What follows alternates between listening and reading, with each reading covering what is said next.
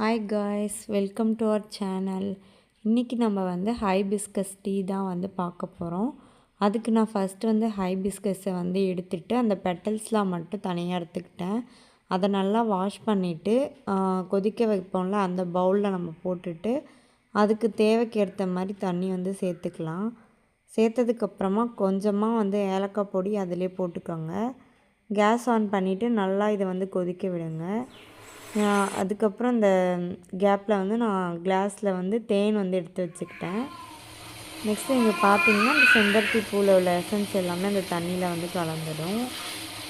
இன்னும் இந்த பூ நல்லா கலர் சேஞ்ச் ஆகணும். நான் காமிக்கிறேன் பாருங்கள்.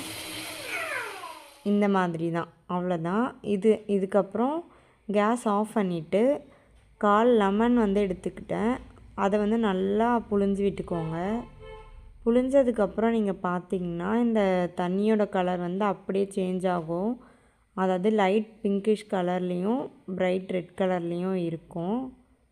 அவ்வளோதான் ஃப்ரெண்ட்ஸ், நம்மளோட செம்பருத்தி பூ டீ ரெடி ஆகிடுச்சு.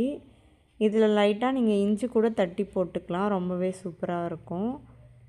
அப்புறம் நீங்கள் ஏலக்காய் பொடியாகவும் சேர்த்தாலும் நல்லா தான் இருக்கும், இல்லைன்னா ஏலக்காய் அப்படியே தட்டி போட்டாலும் நல்லா தான் இருக்கும். இப்போ நான் ஃபில்டர் பண்ணி அந்த தேனோடு கலந்துக்கிட்டேன். அவ்வளோதான், செம்பருத்தி பூ டீ ரெடி ஆகிடுச்சு. இது யூட்ரஸ்க்கெலாம் ரொம்ப நல்லது. அவ்வளோதான். தேங்க்யூ. லைக் பண்ணிவிட்டு சப்ஸ்கிரைப் பண்ணிவிட்டு பாருங்கள். பாய் பாய்.